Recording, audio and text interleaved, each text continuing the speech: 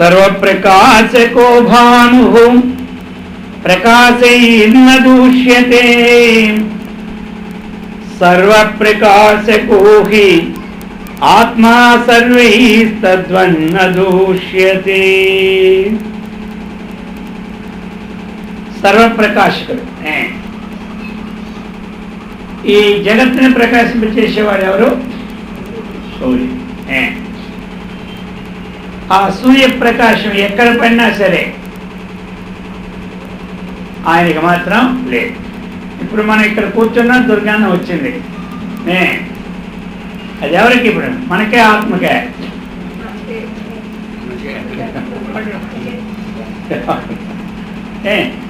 ఆ దుర్గంధం వచ్చి ముక్కు మూసుకోవాలనిపిస్తుంది లేదా అందరికీ? ఈ దుర్గంధం ఎక్కడో సూర్యుడు గోడ, ఇప్పుడు మనం గోడ పెట్టుకున్నా.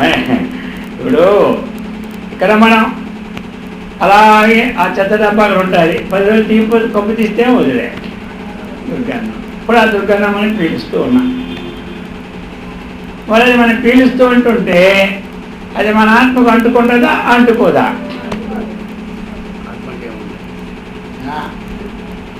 అంటుకుంటుందా అంటుకోతుంది. అది అందుకున్నది అంటే సూర్యుని యొక్క ప్రకాశానికి కూడా ఇదంతా అంటుకోవాలి. సూర్యుని యొక్క ప్రకాశానికి ఈ దుర్గంధాలు ఇవి అంటుకోవాలి. అలాగనే మనలో ఉండే దోషాలు కానీ, మనం ఇంద్రియాల ద్వారా గ్రహిస్తున్నటువంటి సద్విషయాలు కానీ దుర్విషయాలు కానీ, అందులో ప్రతి ఇంద్రియానికి 2 ఉంటాయి.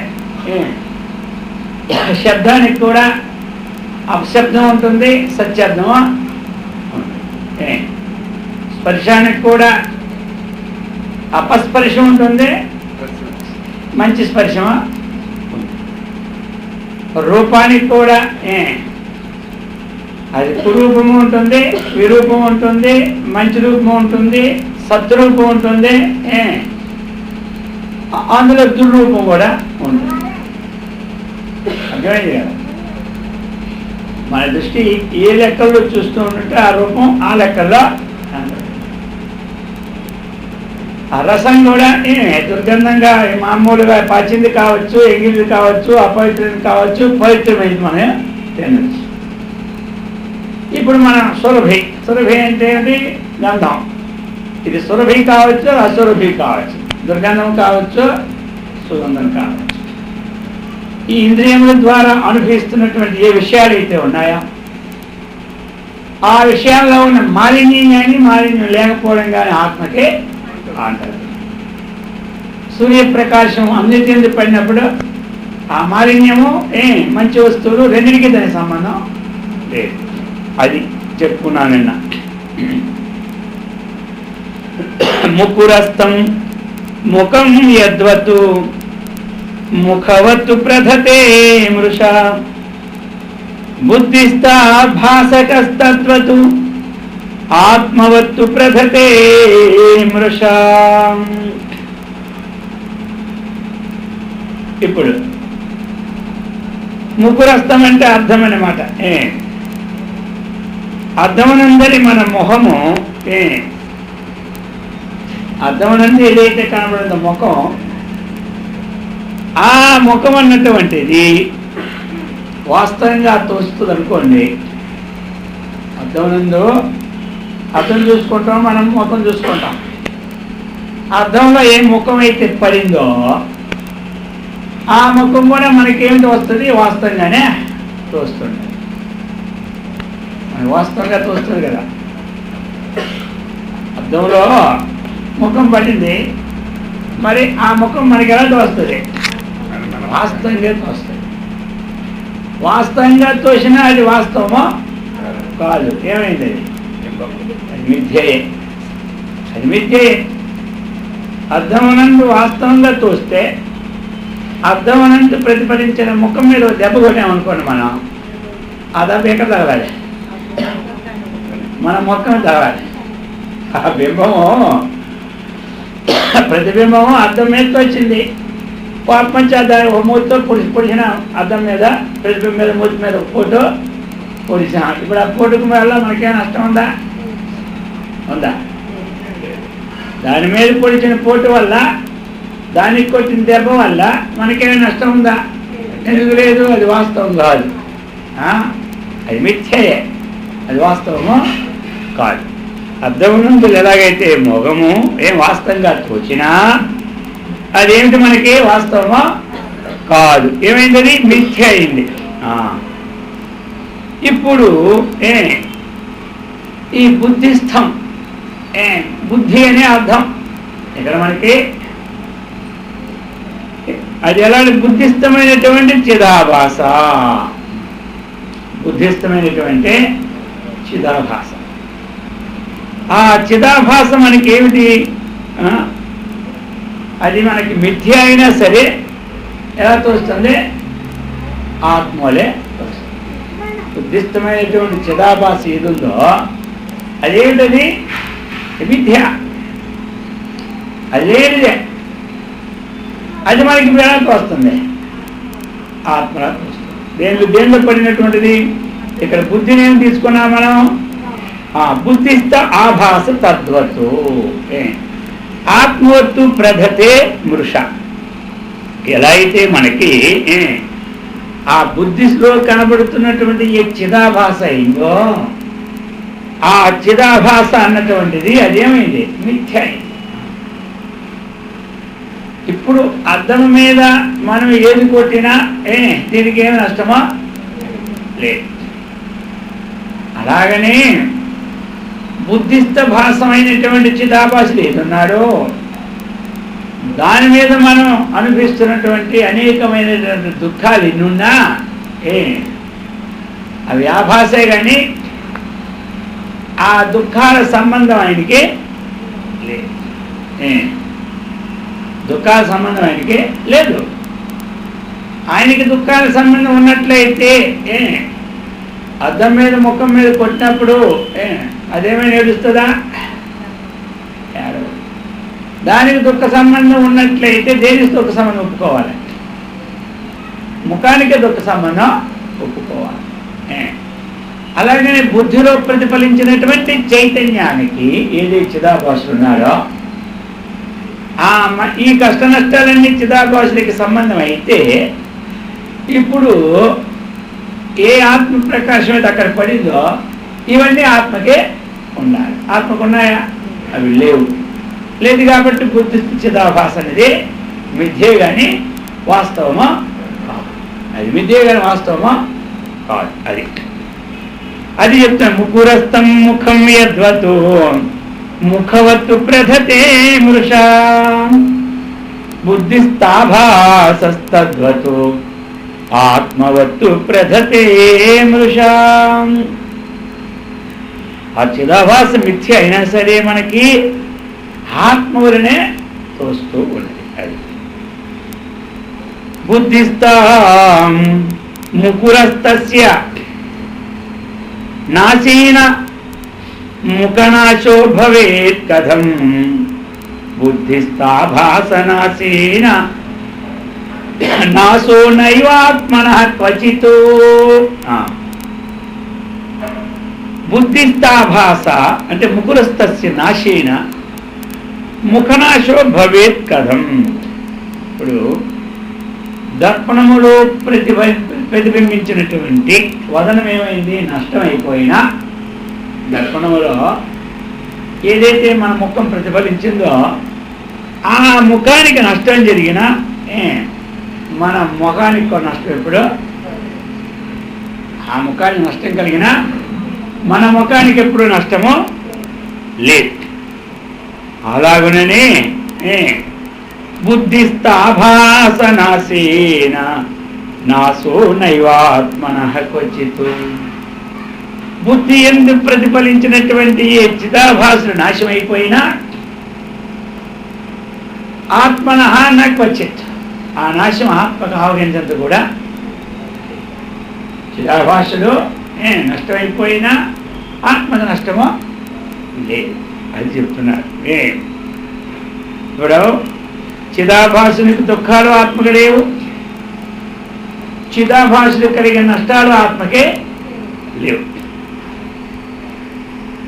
తామ్రకల్పిత దేవాది తామ్రాధన్య ఇవ స్ఫురేత్ ప్రతిభార్యాదిరూపీ పతిభార్యాదిరూపేణ తదాత్మోత్తమిదం జగత్. ఇంకొక ఉదాహరణ ఇస్తున్నారు. తామ్ర కల్పిత దేవాది. తామ్రం అంటే ఏమిటి? రాగి. రాగితో మనం చేస్తున్నాం ఏమిటి? దేవాది విగ్రహాలన్నీ మనం చేస్తున్నాం. రాగితో అనేకమైనటువంటి విగ్రహాలు చేస్తున్నాం. రాగి చెంబు చేస్తూ ఉన్నాం, చుట్టూ కూడా అష్టలక్ష్మి దాని మీద పెడుతూనే ఉన్నాం. అలాగనే మనం రాగితో అనేకమైన రకరకాలైన వస్తువులు, దేవుడి వస్తువులన్నీ చేస్తూనే ఉన్నాం. అనేక రావునగా కృష్ణుడనగా అనేక రకరకాలైనవి. అవి రాగి కంటే వేరా? రాగి కంటే వేరు రాగి. అలాగనే దాని చేత చేస్తున్నటువంటి ఏ దేవత విగ్రహాలు అయితే రాగి కంటే వేరు కావు. పతి భార్యాది రూపేణ తథా ఆత్మోత్తమిదం జగతో. మరి జగత్తులో ఏమిటి? సతి, పతి, పుత్రుడు, పౌత్రుడు, అనేక వస్తుజాతాలు, ఇవన్నీ కూడా ఈ మున్నగ రూపాలన్నీ కూడా ఏమి ఆత్మ నుండే ఇవి కూడా ఉత్పన్నమైనటువంటి జగత్ అంటే ఏమిటి? ఇదే కదా. ఇల్లు, వాకళ్ళు, పుత్రుడు, మనవుడు, పౌత్రుడు, ఇదే జగత్. జగత్ అంటే ఇక్కే ఉంది. అయితే ఇప్పుడు ఇదంతా మనకేమైంది? అనేక విధాలుగా తోస్తుంది. రాగి నుండి ఉత్పత్తి అయినటువంటి వస్తువులన్నీ రాగి కంటే భిన్నంగా తోస్తూ ఉన్నాయి. కానీ రాగే, అది రాగి కంటే భిన్నంగా ఉన్న రాగే. రాగి రాగవునా కాదా? అనేక రకరకాల వస్తువులు ఉత్పత్తి చేస్తూ ఉన్నాం. రాగితో ఎన్నో బొమ్మలు, ఎన్నో దేవుళ్ళు. రాగి ఉదాహరణ రాగి ఇచ్చారనుకోండి, రాగి కాకపోతే బంగారం తీసుకోండి, ఏం పోయింది ఇప్పుడు? అక్కడ రాగి శబ్దం ఇచ్చారు. బంగారంతో శ్రీచక్రాలు చేసుకుంటాం, బంగారంతో లక్ష్మీ విగ్రహాలు చేసుకుంటాం, బంగారంతో సరస్వతి విగ్రహాలు చేసుకుంటాం, బంగారంతో గ్లాసులు చేసుకుంటాం, బంగారంతో చెంబులు చేసుకుంటాం, పల్లెలు చేసుకుంటాం. వేడి పల్లెలు అనుకోండి, వేడి చెంబులన్నీ.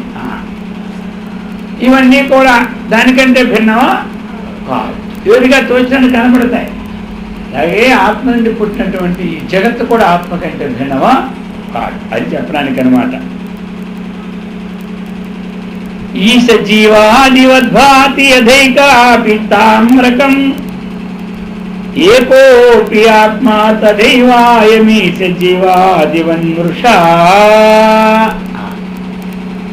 మనకు ఒకే తామ్రలోహ ఖండం ఏమవుతుంది?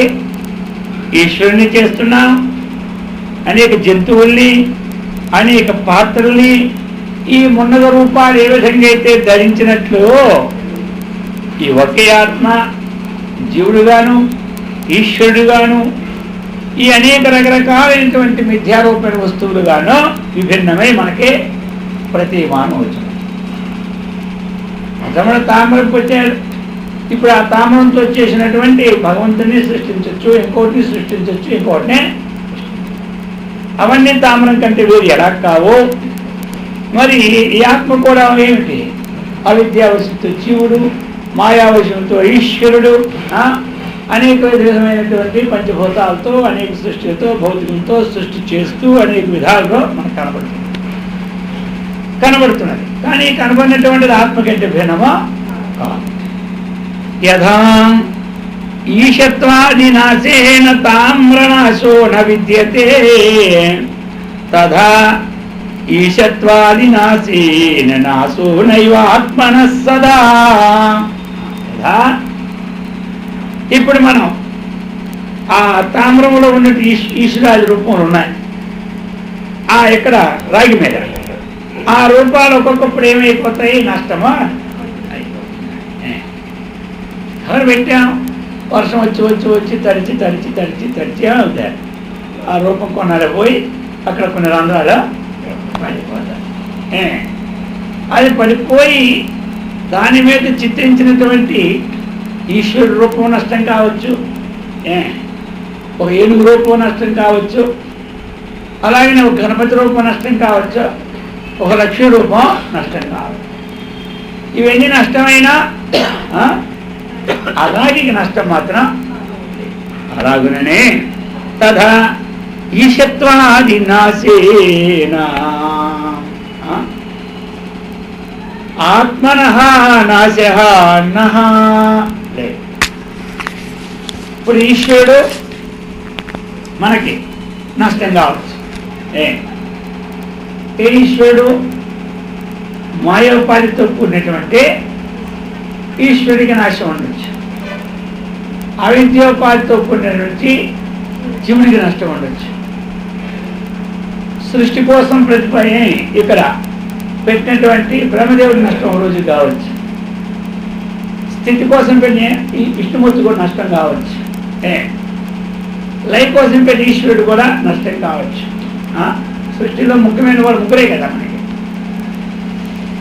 అందరూ ఎక్కడ కింద దేవతల్లో ఎన్ని అల్లకల్లోలు వచ్చినా ఎక్కడ పోతారు, అక్కడికే పోవాలి, సుప్రీంకోర్టుకే. ఇక ఎక్కడ హైకోర్టు దేవలోకం, సుప్రీంకోర్టు ఆ లోకాలన్నమాట. ఇక మామూలు కోర్టులు నవగ్రహాలు ఏమే, ఎక్కడ జిల్లా కోర్టులు ఏమే, మున్సిపాలిటీ కోర్టులు ఉంటాయి కదా, ఇవన్నీ మాట మనకి. మరి ఆ విధంగా ఇటువంటివన్నీ నష్టమైపోయినా, లోకానికి కారకులైనటువంటి అవి మాయోపాధితో నష్టమైపోయినా, వ్యక్తిదేహానికి కారణమైనటువంటి జీవుడు నష్టమైపోయినా, సృష్టికి కారణమైనటువంటి సృష్టి స్థితిలో కారకులైన బ్రహ్మ మహేశ్వరులు కూడా నష్టమైపోయినా, ఆత్మకు మాత్రం నాశము.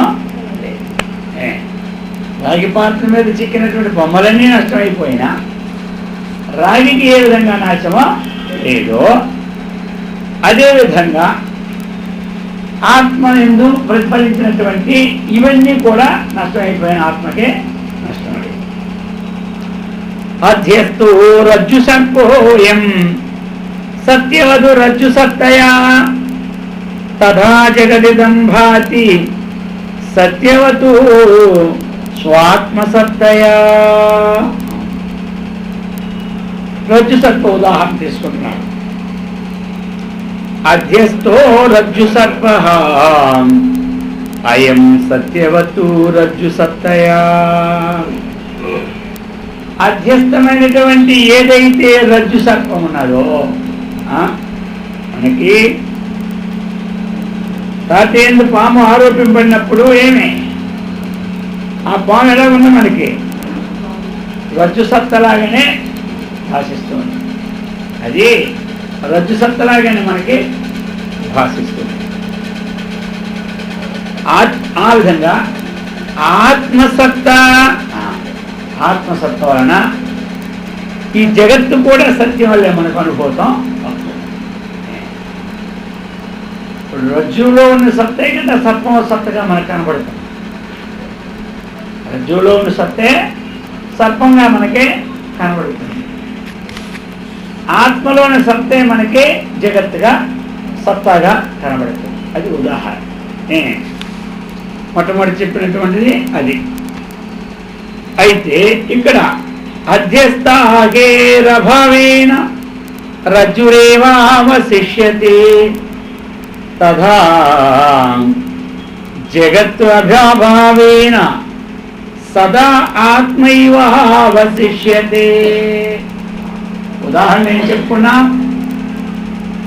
రజ్జువునందు మనకి తాటినందు సర్పము ఆరోపింపబడి మన నేత్రాలకు ఆరోపింపబడి ఆ రజ్జు యథార్థమైన సత్తా మనకిప్పుడు సర్పసత్తాగా కనబడుతుంది. అలాగనే ఆత్మసత్తా, ఆత్మ అనేది ఇక్కడ త్రాడు, అక్కడ ఆత్మ. ఇక్కడ త్రాటి ఏందో సర్పదృష్టి, ఆత్మ ఏందో జగదృష్టి.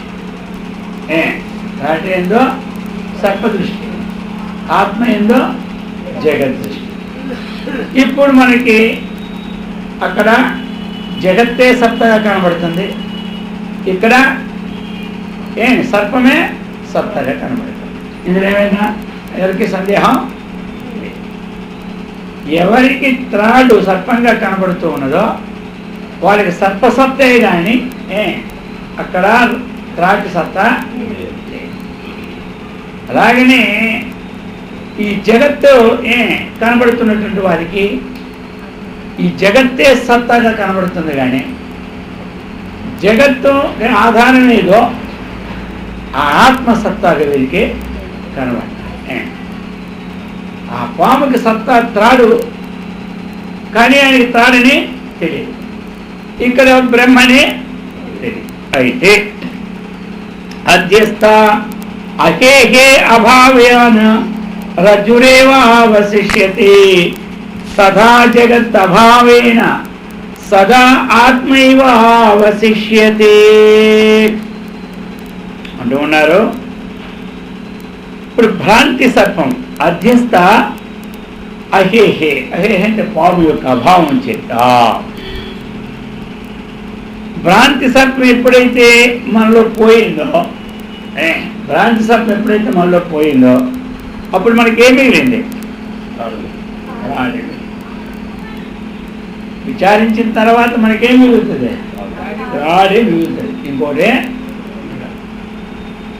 ఆ భ్రాంతి సర్పం ఎలాగైతే అది ఎప్పుడు అభావేన అధ్యస్థమైనటువంటి సర్పము అభావం. అధ్యస్థం అంటే ఏమిటి? ఇక్కడ భ్రాంతితో కూడినటువంటి సర్పము, దాని యొక్క అభావం అంటే సర్పదృష్టి పోయినప్పుడు రజ్జు ఏవ అవశిష్యతే, త్రాడే మిగులుతుంది, త్రాడే మిగులుతుంది. అలాగనే తదా ఆ అధ్యస్థమైనటువంటి జగత్తు విచారణ చేస్తే ఆ జగత్తు యొక్క అభావం చేత ఎప్పుడైతే మనం విచారణ చేశామో అక్కడ విచారణ చేస్తే త్రాడు తెలిసినాయి, ఇక్కడ విచారణ చేస్తే మనకి జగత్ అని తెలిసినాయి. ఇప్పుడు మనకి అక్కడ విచారణ చేస్తే ఏం పోయింది? పాము పోయింది. ఇక్కడ విచారణ చేస్తే జగత్ పోయింది. ఇక్కడ విచారణ చేస్తే సత్తా జగత్ అని మనకి ఇంతకుముందు ఉండేది. విచారణ చేయకముందు, విచారణ చేయకముందు ఏముండేది? సత్తా జగత్ ఉండేది. విచారణ చేసిన తర్వాత ఈ జగత్ అని సత్తా పోతుంది. ఎందుకంటే ఇది అధ్యస్థమైంది. అధ్యస్థమై దేని మీద ఏది అధ్యస్థమైందో దానికి ఒక ఆధారం ఉండవలసిందే లోకంలో. ఆ ఆధారమే సత్తా అవుతుంది, కానీ అధ్యస్థమైన సత్తా ఎప్పుడు కాదు. అందుచేత ఇక్కడ శేషించింది ఏమిటి? ఆ సద్రూపమైనటువంటి ఆత్మ. అక్కడ శేషించిందే త్రాడు, ఇక్కడ శేషించిందే ఆత్మ. అది స్ఫటికే రక్తత యద్వత్తు ఉపాధే నీలతాంబరే యథా జగదిదం భాతి తదా సత్యమివాద్వయే. స్ఫటికే రక్తత యద్వదుపాదే నీలతాంబరే యథా జగదిదం భాతి తదా సత్యమివాద్వయే. మరొక ఉదాహరణ స్ఫటికము.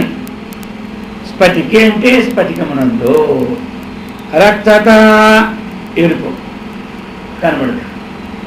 యద్వత్తు ఉపాధే నీలతాంబరే, నీలము రక్తము ఇవన్నీ కూడా మనకి స్ఫటిక ఆకాశం వలె గోచరిస్తుంది.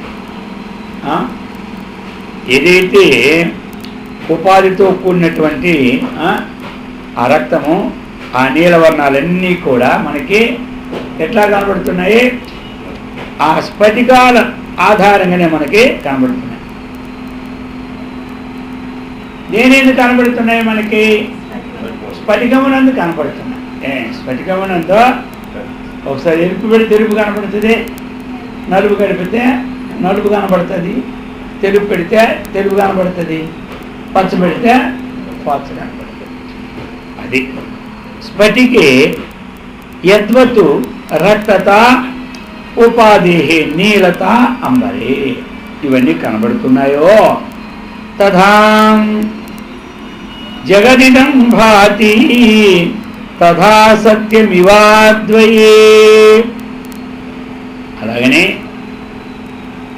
దాని యందు ఆ తెల్లగా ఉన్న స్ఫటికమునందు ఈ నీల రక్త పీతత్వాదులు ఎలాగైతే సత్యంగా మనకు గోచరిస్తున్నాయో అందులో కనబడిన సత్యంగా ఉంటాయి, మనకు అసత్యంగా ఉంటాయి. విచారించేవాడికి అసత్యం తేలుతుంది కానీ సత్యం అసత్యమని ఎంతవరకు దాని సాన్నిధ్యంలో ఆ ఉపాధులు ఉన్నాయో ఆ ఉపాధులు ఉన్నప్పుడు ఏమవుతుంది, అందులో అన్నీ కనబడుతూనే ఉన్నాయి.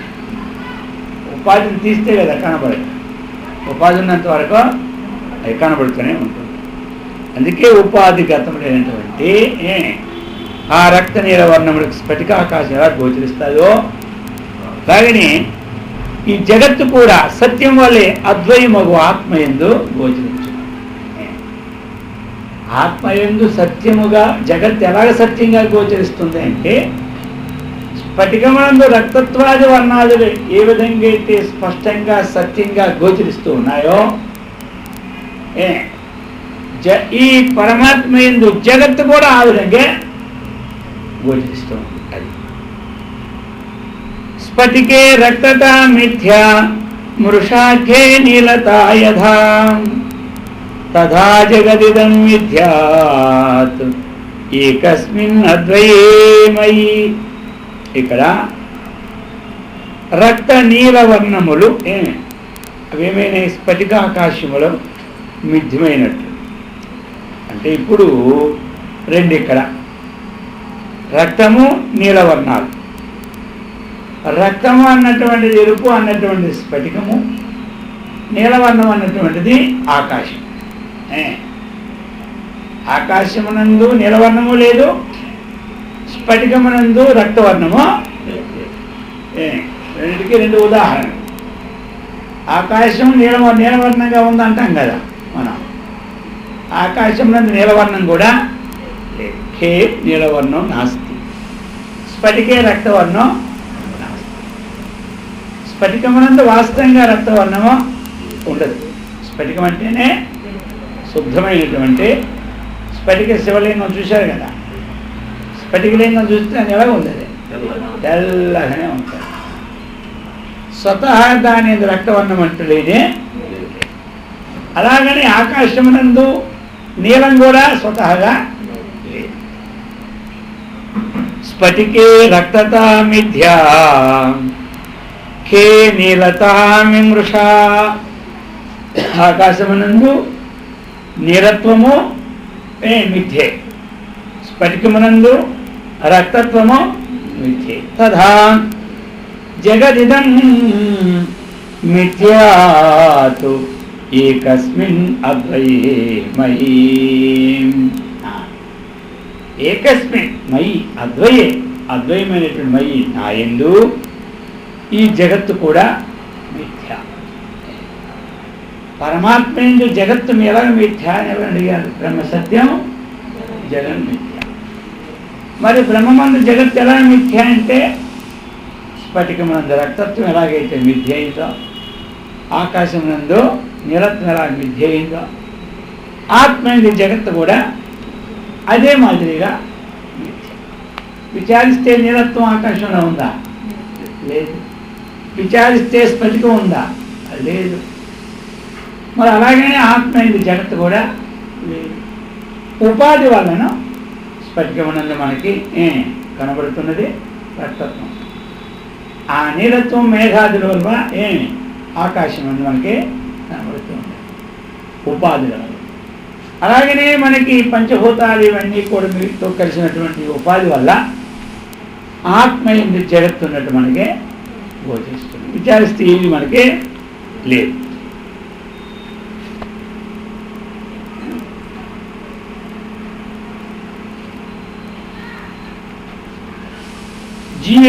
జీవేశ్వరాదిభావేన భేదం పశ్యతి మూఢధీః.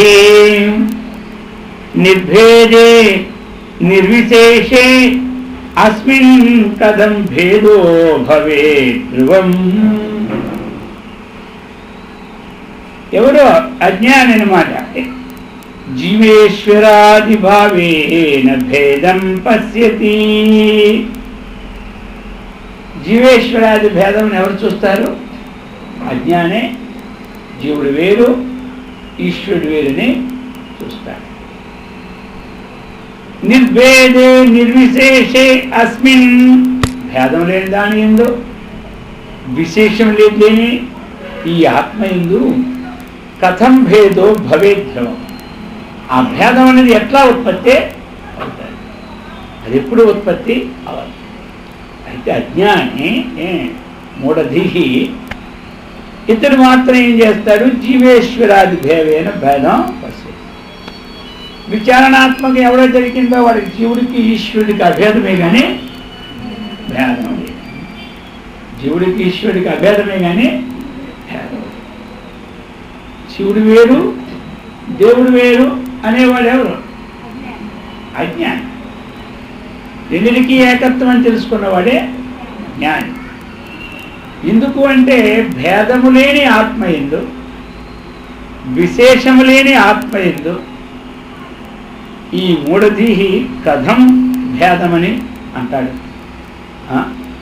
ఎవడంటాడు? మూఢధీహి అంటాడు. కానీ జ్ఞానెవడు కూడా జీవేశ్వరుడికి అభేదమే కానీ భేదాన్ని నాడు సృష్టించాడు. అందుకు భేదము దాని ఎందు భేదభావం ఎట్లు? నాశము కాని ఎందు నాశము కలిగించడానికి ఎవరికి సమర్థత లేదు. భేదము కాని ఎందు భేదము కలిగించడానికి ఎవరికి సమర్థత లేదు. భేదము కాని దాని ఎందో భేదము కల్పించిన ఎవరికి సమర్థత లేదు. నాశము కాని దాని ఎందో నాశం కల్పించడానికి ఎవరికి సమర్థత లేదు.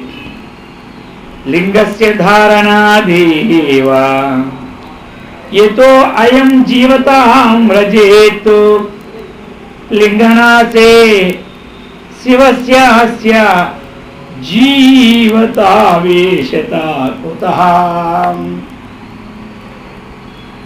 లింగస్య ధారణాదేవ, ఆ లింగాన్ని అంటే ఏమిటి? లింగ శరీరాన్ని. లింగ ధారణం అంటే లింగ శరీరాన్ని ధరించినందువల్ల జీవతాం వ్రజేత్. ఈ లింగ శరీరాన్ని ధరించిన వల్ల ఏమొచ్చింది? జీవుడు అని పేరు వచ్చిందనమాట. ఎప్పుడైతే లింగస్య నాశే, ఈ లింగ శరీరం అన్నటువంటిది ఎప్పుడు నష్టమైపోతున్నదో, లింగ శరీరము ఎప్పుడు నష్టమైపోతుందో అప్పుడు శివస్వరూపమైన పరమాత్మ ఎందు ఈ జీవుడని వాడు ఎక్కడుంటాడు? జీవుడని వాడు లింగ శరీరం అంటే సూక్ష్మ శరీరం.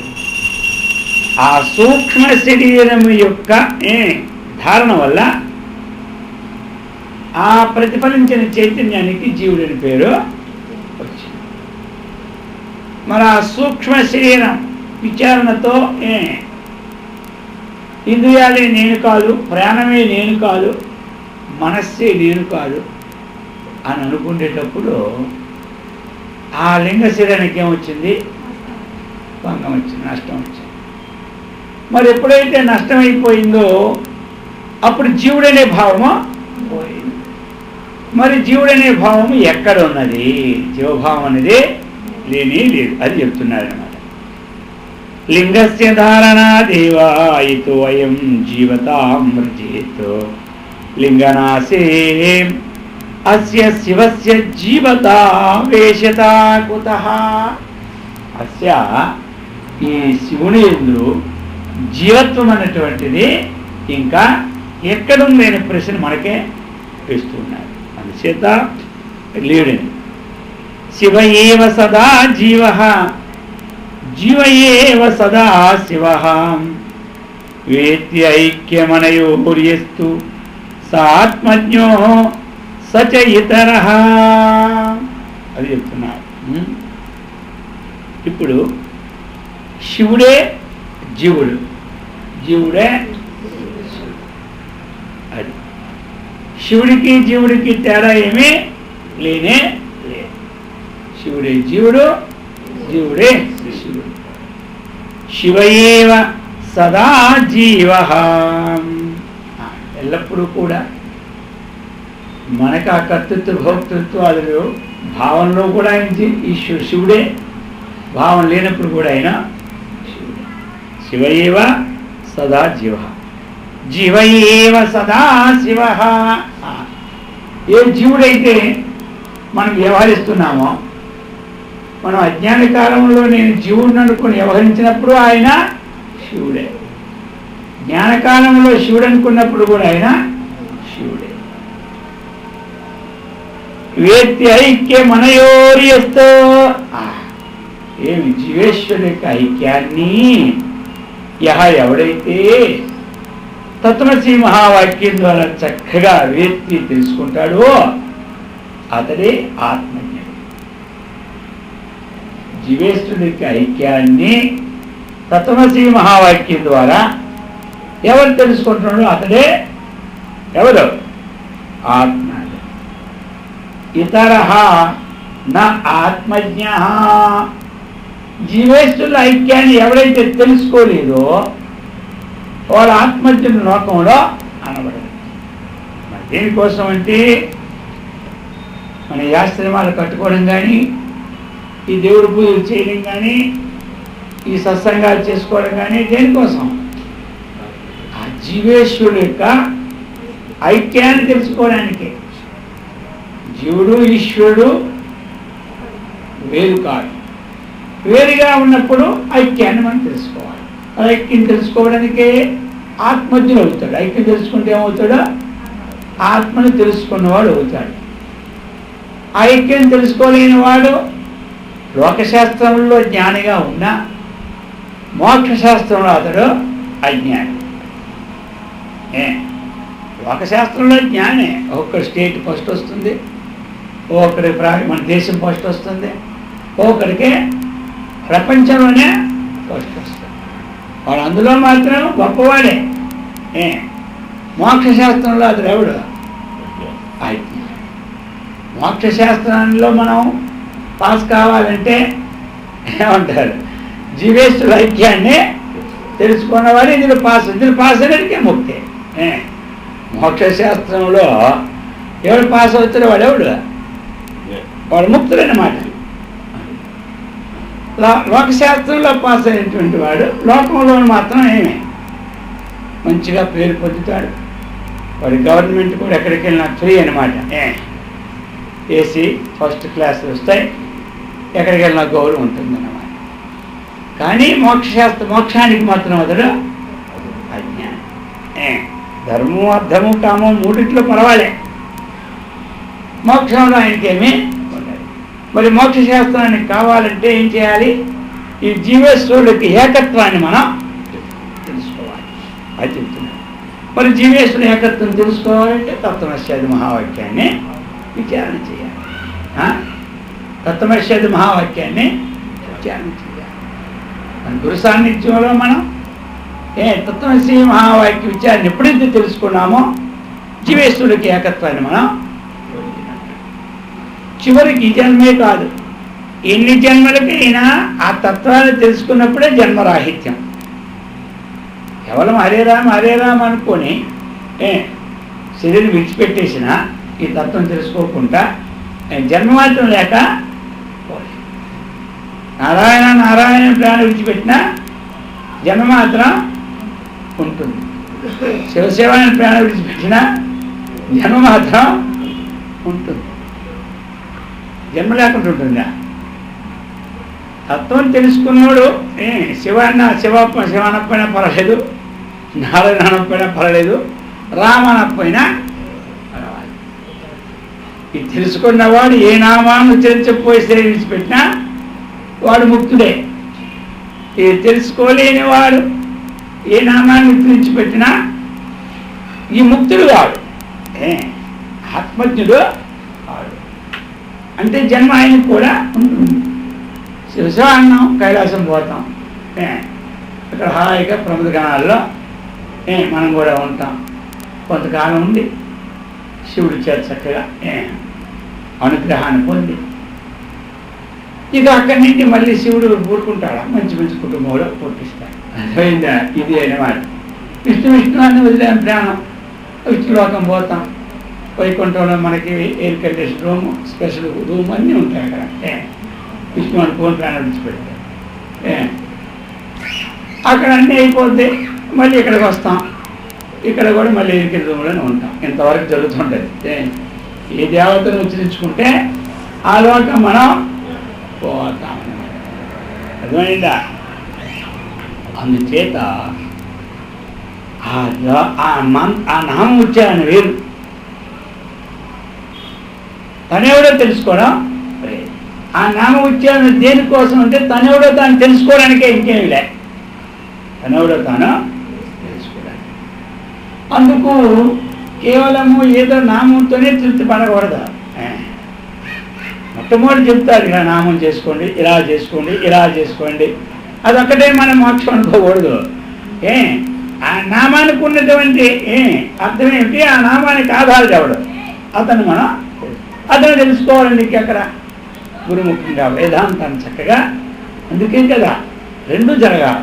ఈ నామం చేస్తూ ఉంటుంది అంతఃకరణమే ఉంది శుద్ధుడు, అటువంటి వాడికి వేదాంతం అందుకాలు పడతారు. మొట్టమొదటి మనకి పెడితే పట్టదా. అందుకే ఒక నామము, ఒక పూజ, ఒక భజన ఒక క్రమంగా చేసుకొని రమ్మంటారు. చేయగా కొంతకాలానికి మన ఈ విషయం గ్రహించినటువంటి కెపాసిటీ మనకే వస్తాయి. దీని యోగ్యత కోసమే మనం చేస్తున్నటువంటి పూజలు కానీ, జపాలు కానీ, దానాలు కానీ, పూజలు కానీ, యజ్ఞాలు కానీ, నిత్యం మనం చేస్తున్న ఆశ్రమంలో పూజలు కానీ అన్ని దేనికోసం? ఈ ఆత్మతత్వం తెలుసుకునే యోగ్యత. ఆ యోగ్యత కొంతమందికి 100 సంవత్సరాలు రావచ్చు, కొంతమంది 4 జన్మలకు రావచ్చు, కొంతమంది 10 జన్మలకు రావచ్చు యోగ్యత, కొంతమందికి ఈ జన్మలోనే యోగ్యత అన్నటువంటిది ఈ జన్మలోనే మనకి కలగవచ్చు. అది చెప్తున్నారు. శివయేవ సదా జీవ, జీవయేవ సదా శివ, వేద్యైక్యమనయోర్యస్తు స ఆత్మజ్ఞో సచేతరః, క్షీరయోగాత్తు యథా నీరం క్షీరవదృశ్యతే మృషా, ఆత్మయోగాత్తు అనాత్మయామాత్మ న దృశ్యతే తథా, ఆత్మయోగాత్తు అనాత్మ అయమాత్మవదృశ్యతే తథా. ఇప్పుడు ఇంకొక ఉదాహరణతో చెప్తున్నారు. క్షీరయోగాత్తు యదా క్షీరవద్దు దృశ్యతే. అర్థమైందా? పాల యొక్క యోగం చేత నీళ్లు కూడా ఏమైపోతున్నాయి? తెలుస్తుంది అందరికీ. పాల యొక్క యోగం చేత నీళ్ళు కూడా పాలే అయిపోతున్నాయి అన్నమాట. ఇలాగే ఆత్మయోగాత్తు అనాత్మ అయం ఆత్మవత్తు దృశ్యతే. ఆత్మ యొక్క యోగం ద్వారా ఈ అనాత్మ పదార్థాలన్నీ మనకి ఎలాగా ఆత్మలాగానే తెలిసిపోతాయి. అర్థమైన అందరికీ? ఆ నీళ్లు అన్నటువంటి పాలతో కలిస్తే ఏమైపోయాయి? నీళ్ళ కనబడుతుంది, పాలలా కనబడుతున్నాయి, పాలలాగే కనబడుతుంది. ఆ పాల యొక్క యోగం నీటి తగిలేసరికి నీటి ఏమైంది? నీరు కూడా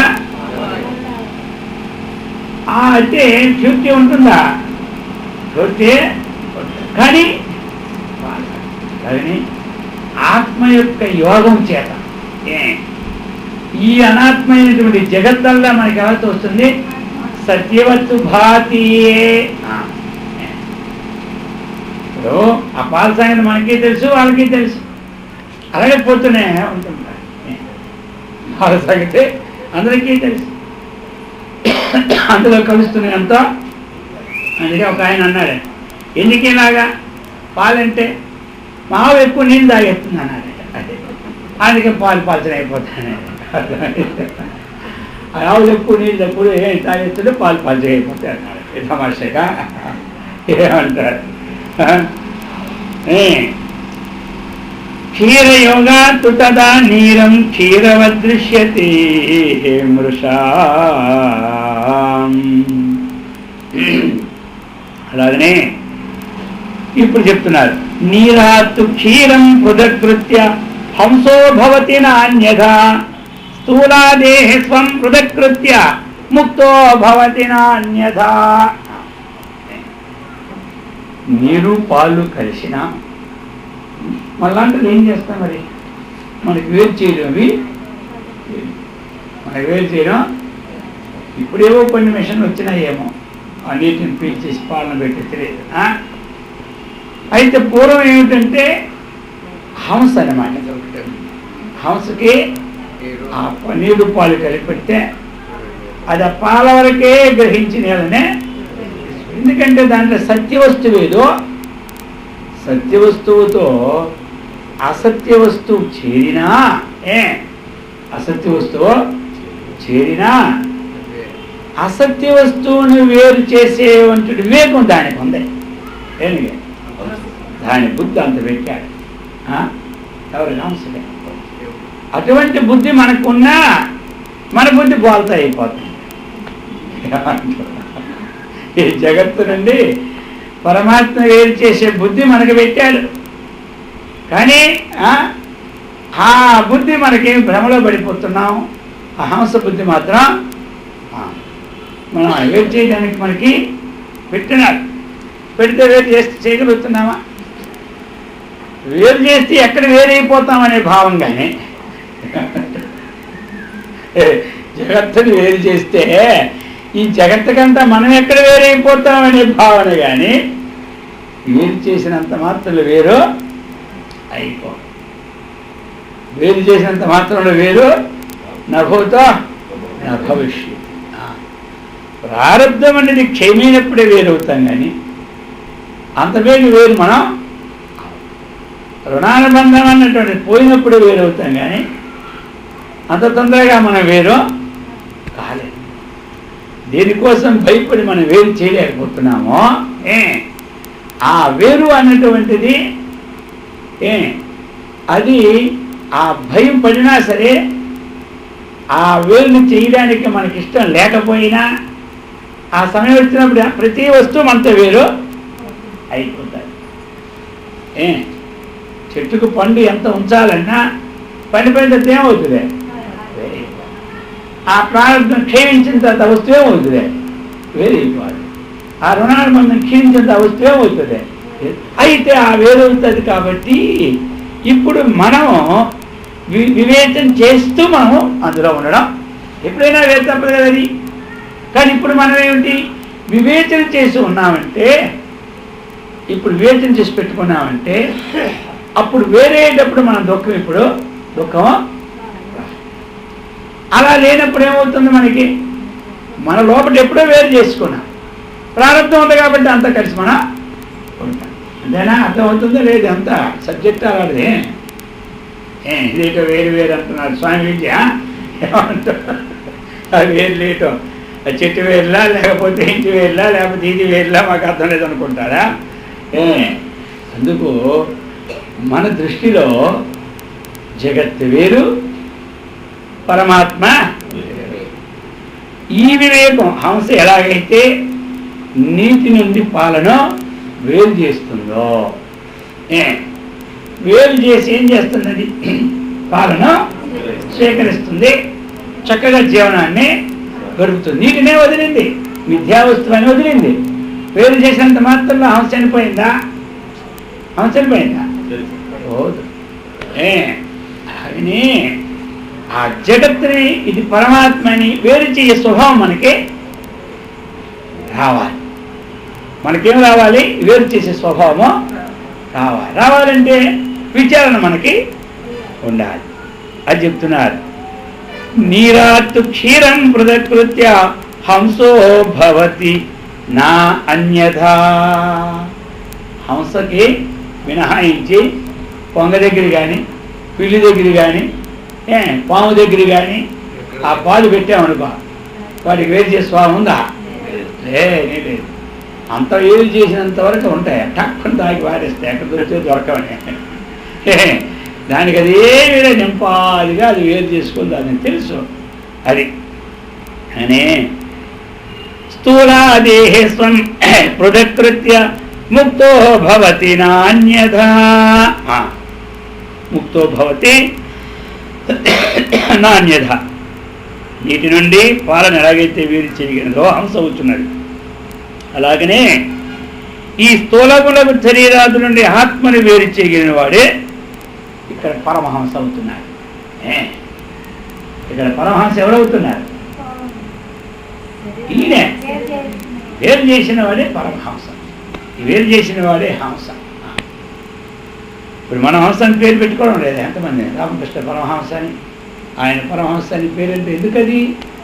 వారి ప్రకృతిని పరమాత్మని వేరు చేసి, హంస ఎలాగైతే పాలన తీసి నీళ్ళ విడిచిపెట్టిందో, వాళ్ళు పరమాత్మని గ్రహించి ఈ యొక్క దీన్ని విడిచిపెట్టారు. అందుచేతే వాళ్ళు వాస్తవంగా అంతవరకు చూశారు. ఇంకా ఈ ఉదాహరణ ఈ శ్లోకంతో ఇది పూర్తవుతుంది. క్షీరనీర వివేకజ్ఞో హంసయేవనచేతరః ఆత్మానాద్వేకజ్ఞో యతిరేవనచేతరః. క్షీరనీర వివేకజ్ఞ హంస. క్షీరనీరని వేరు చేయాలంటే హంసం చేస్తుంది, కానీ ఇతరమైన ఏవి కూడా. అలాగే ఆత్మానాద్వేకం చేయాలంటే ఒక్క యతి అయినటువంటి జ్ఞానే.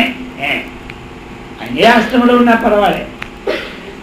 ఇప్పుడు అక్కడ జ్ఞానం ఏంటి? కేవలం సన్యాసం అర్థం కాదు. వారి గృహస్థులో ఉన్నా, బ్రహ్మచర్యంలో ఉన్నా, సన్యాసంలో ఉన్నా, ఎందులో ఉన్నా అటువంటి వివేకం కలిగినటువంటి వాడు ఎందులో ఉన్నా సరే అతడు వేరు చేయగలడు. అటువంటి జ్ఞాని ఇక్కడ కావాలి. అక్కడ హంస, ఇక్కడ జ్ఞాని. అక్కడ హంస, ఇక్కడ జ్ఞాని. అందుచేత ఆత్మానాత్మేకజ్ఞ యతిరేవ నచేతరః. అటువంటిది ఆత్మ, ఇది అనాత్మ వివేకజ్ఞుడు. యతియే. యతి అంటే ఎవడు?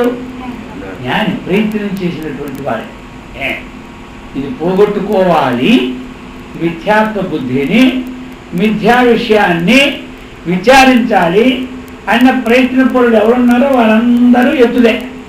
వాళ్ళందరూ ఎత్తులే. ఎంత ప్రయత్నమే కదా. ఇప్పుడు హంస ప్రయత్నం చేసే వేరు చేసింది, కానీ ప్రయత్నం లేకుండా వేరు చేసిందా? అలాగనే యతి అంటే యత్నశీలుడు. అతను ఏం చేయాలి? ప్రయత్నం చేస్తాడు. ఈ రెండింటి వివేకాన్ని నేను తెలుసుకొని ఏది మనకి శ్రేయమో దాన్ని చేస్తాడు. అది అందుచేత ఇటువంటి తత్వాన్ని మనం చక్కగా తెలుసుకోవాలి. అది ఉదాహరణ. ఇలాగ ఇన్ని ఉదాహరణలు, ఇంకా ఉన్న ఉదాహరణ మళ్ళా రేపు.